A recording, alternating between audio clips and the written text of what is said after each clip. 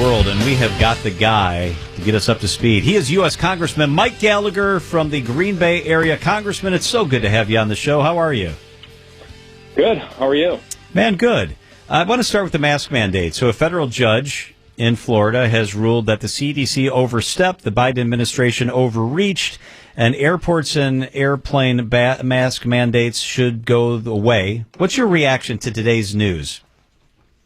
I think it's long overdue, and I hope it stands. It makes absolutely no sense to me that we're still forced to wear masks on airplanes, particularly given what we now know about cloth masks, that they don't do much to reduce the risk of transmission, particularly given that people have had more than enough time to get vaccinated if they want to choose to do that. And also on the air filtration system on airplanes is actually better than most other environments. So it makes no sense that the administration is continuing to push this anti-scientific position.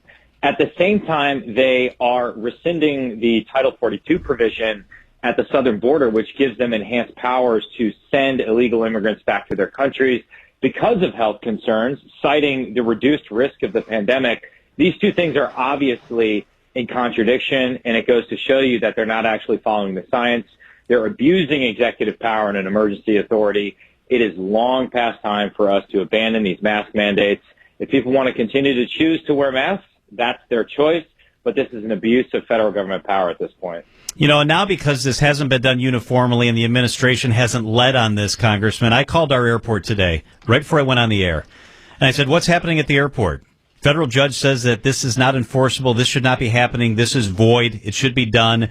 The airport people say TSA's in charge. I get in touch with somebody at TSA who said, well, we're waiting for guidance. We were surprised by this. You know, we would rather that it had come from the top and an actual decision had been made.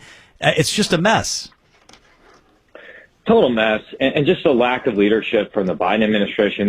They're so afraid of being willing to say, hey, it's on you. You have to make choices for yourself, for your family. If you continue to believe that masking is best for you on an airplane or in some other area, that's fine, but we are not going to continue to abuse the power of the federal government to do that. I think at some point we're going to have to take a deep look at all of the many ways in which federal and local and state government power was abused during this pandemic. I mean, early on in the pandemic, particularly when we didn't know as much about how the virus was transmitted, whether or not it was aerosolized, it actually makes sense to promote mask banning. But now, as we've learned more, we've learned about the inefficacy of masking. And so the scientific thing to do is to update our worldview. And at no point should we ever have mandated it. I think that was an abuse of government power and authority. And again, if you have concerns about the virus, you're welcome to get vaccinated. You're welcome to take charge of your own health. But we can no longer allow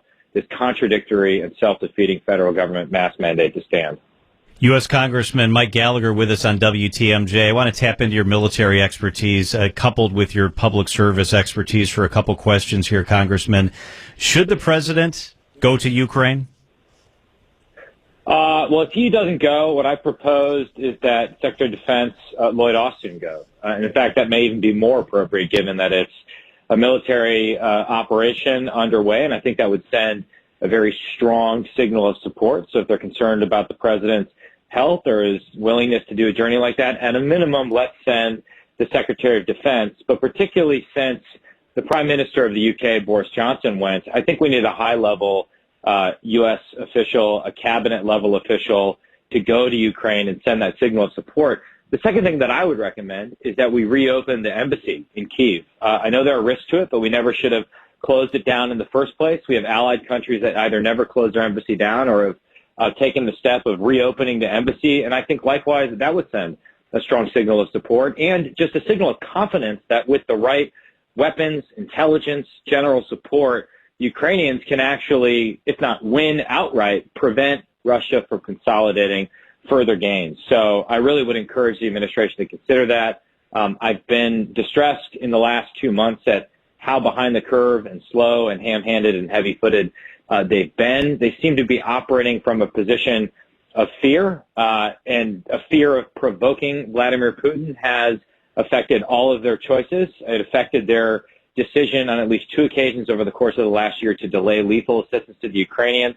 Well, now, through the bravery of the Ukrainian people, we have a fleeting opportunity to turn this around, to reinvigorate American foreign policy, and I really hope they'll seize it and learn from their past mistakes.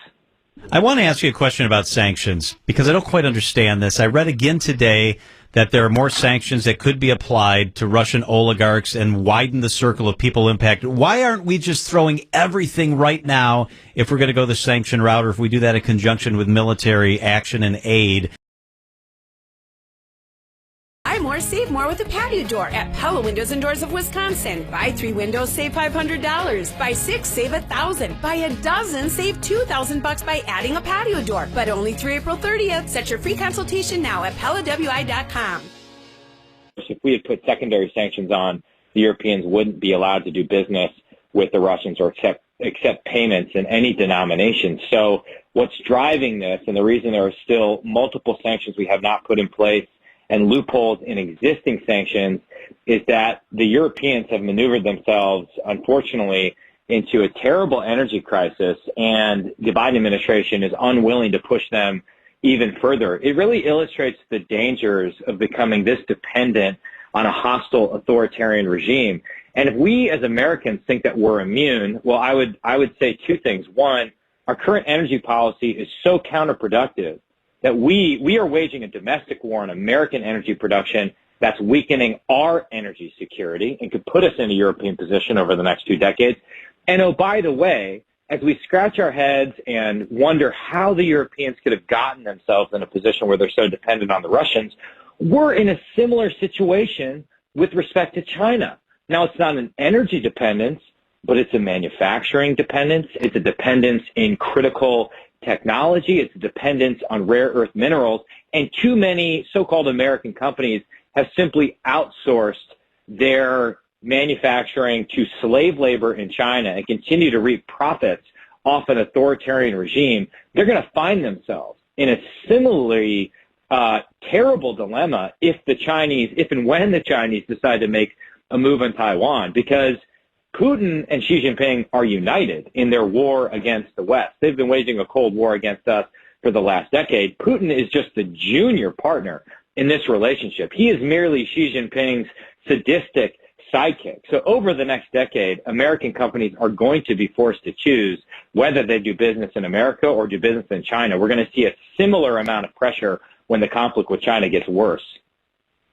Aaron Rodgers is not going to go to voluntary training camp. He's on, he said, for, the big training camp and a couple of those other things. How are you feeling about the Packers?